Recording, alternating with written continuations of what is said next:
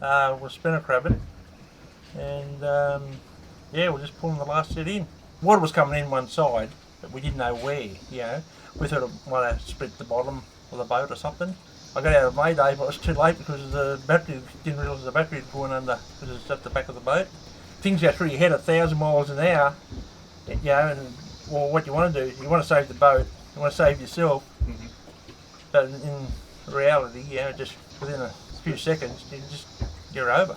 I was just about finished weighing in when the co-op rang me and said, "Do you know where Graham Smith is?"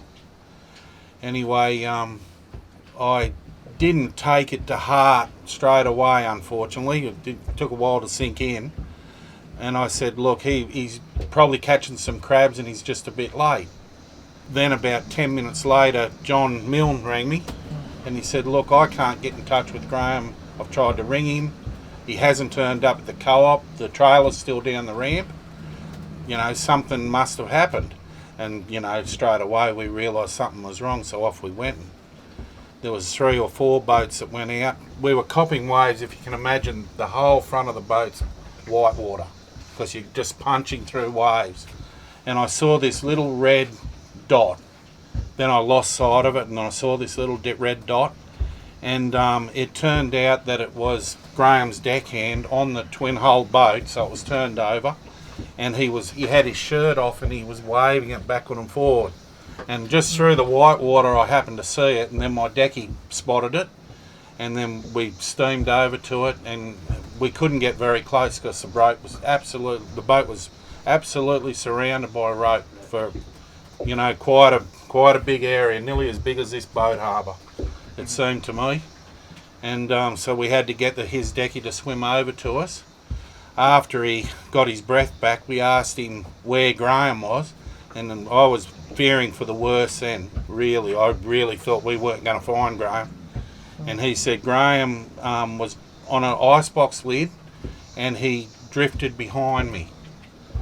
So, okay, we called the other boats that were looking for Graham, and they started to head down the coast towards us, and we started to zigzag up the coast behind where we found the boat.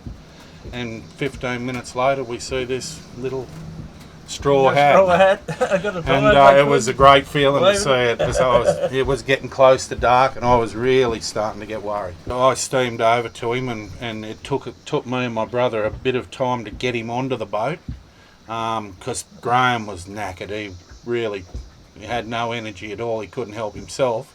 So we got up as close as we could beside him, and then virtually gave him a wedgie, grabbed each side of his shorts and manhandled him onto the boat. But it wasn't a quick thing, was it, Graham? It took a bit to get you on. I remember it was.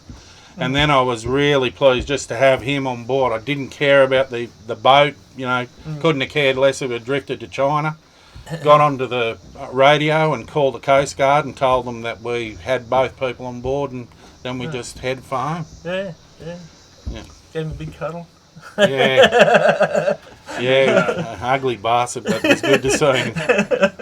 It did make me think about my operation. From that day on, we wore life jackets with EPIRBs. I wouldn't go to sea these days without a life jacket and an EPIRB. As Graham would probably tell you, there was no chance you could get under that boat in that sea to have got you. No.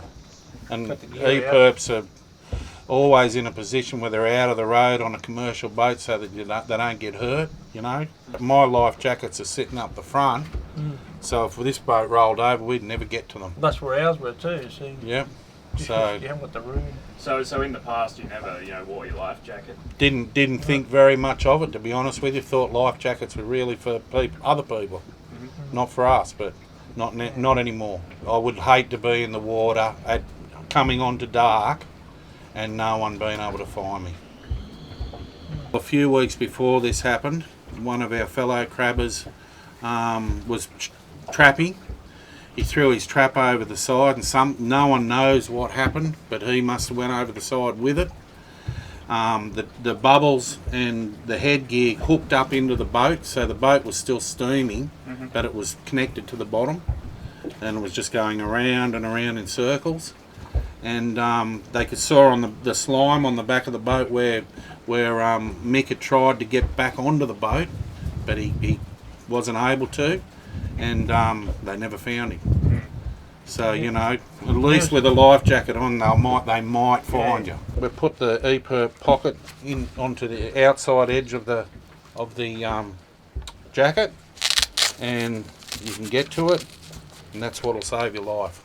And this will keep you afloat. There might be a bit of an attitude of it's not going to happen to me. Would you think that's I totally agree. Look, I've spoken to a lot of my fellow fishermen, and they all sort of, you know, one day I might wear one, or, you know, it doesn't really hit home until something like that happens.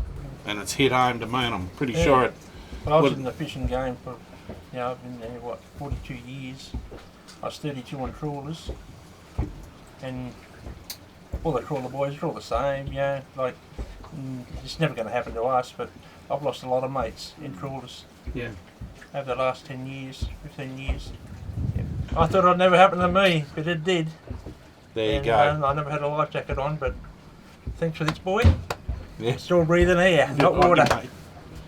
Yeah, that if you're going to go to sea, put a life jacket on Yeah. and have an EPIRB. Yeah. One day we'll all save your life.